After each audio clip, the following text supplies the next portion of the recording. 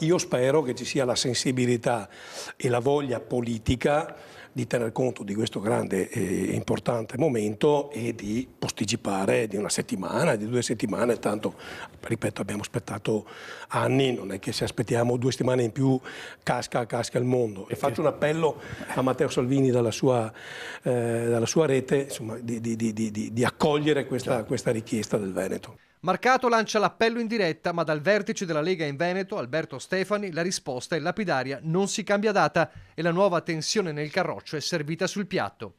Riavvolgiamo il nastro. Arriva il tanto sospirato ok al congresso federale della Lega e da via Bellerio si informano i territori sul luogo e data: Firenze, weekend del 5-6 aprile.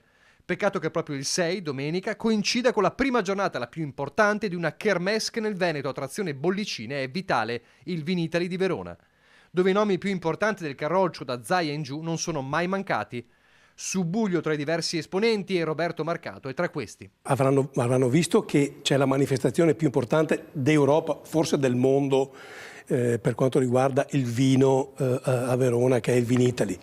È del tutto evidente che il presidente Zaia, l'assessore Caner, ma molti rappresentanti istituzionali devono per forza di cose essere lì e siccome il principio ubiquitario ancora non c'è, quindi se uno è da una parte non può essere dall'altra, è giusto che il sistema sia lì per dire ancora una volta che i nostri vini devono avere il posto nel mondo che meritano. Ma il segretario veneto e vice segretario federale Alberto Stefani risponde a stretto giro in modo inequivocabile. Questo è un tema inesistente, dice. La Lega e i delegati saranno al congresso federale. Peraltro i delegati si candidano e si faranno eleggere proprio per esserci, quindi evito di commentare questioni inesistenti.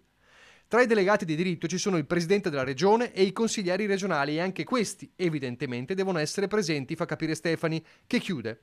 Il congresso dura 2 giorni e ci sarà modo di esserci per tutti. Come dire, se davvero ci si tiene al futuro del partito, un modo si trova anche per essere un giorno al Vinitaly e un giorno al congresso, tanto più che la kermesse di Verona dura fino al 9 aprile. Insomma, si preannuncia un mese a dir poco complicato. Difficile pensare a un congresso federale che nell'ultima cruciale giornata di Firenze veda l'assenza di nomi di peso proprio dal Veneto che chiede la svolta al partito, ma altrettanto singolare un Vinitaly che ai nastri di partenza lasci il campo libero a ministri ed esponenti degli alleati indigesti di Fratelli d'Italia. Quegli alleati dai quali bisogna smarcarsi in modo netto, ribadisce Marcato, perché scimmiottarli a destra è stato letale. Gli elettori ci hanno punito perché fra una brutta copia e l'originale, l'elettore sceglie sempre l'originale. Noi dobbiamo tornare ad essere originali. Se non cambia nulla al Congresso federale, qualcuno dovrà assumersi la responsabilità del declino definitivo della Lega.